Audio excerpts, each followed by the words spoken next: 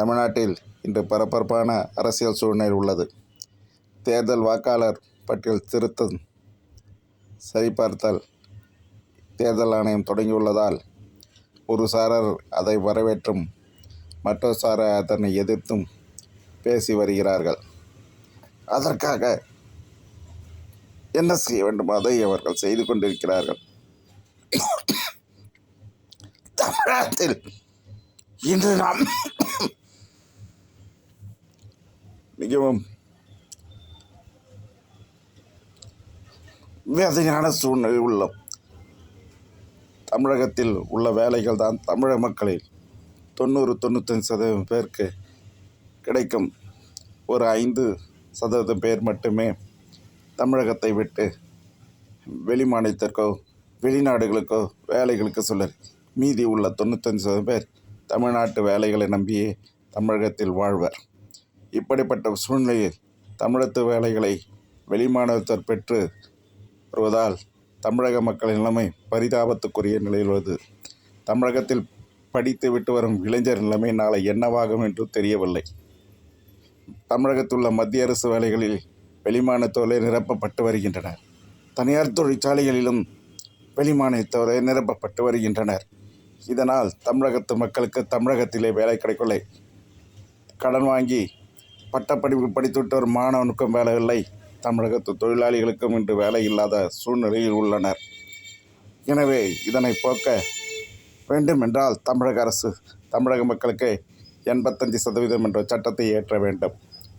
ஏற்கனவே தேர்தல் வாக்குறுதியில் திமுகவின் குறிப்பிட்டது போல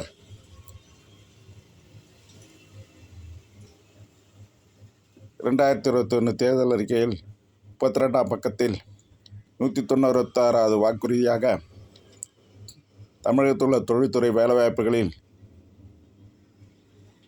75% தமிழர்களுக்கே கிடைக்க சட்டம் இயற்றுவோம் என்று வாக்குறுதி தந்துள்ளார் முதல்வர் அவர்கள்.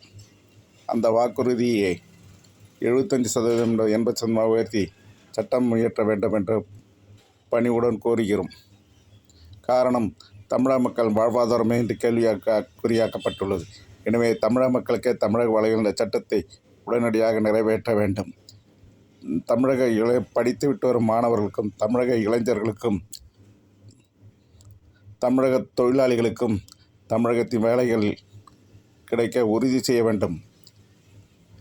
இதற்கு தமிழக முதல்வர் உடனடியாக வரும் நவம்பர் 2ஆம் தேதி தேர்தல் வாக்காளர் சீர்திருத்த பட்டியலை எதிர்த்து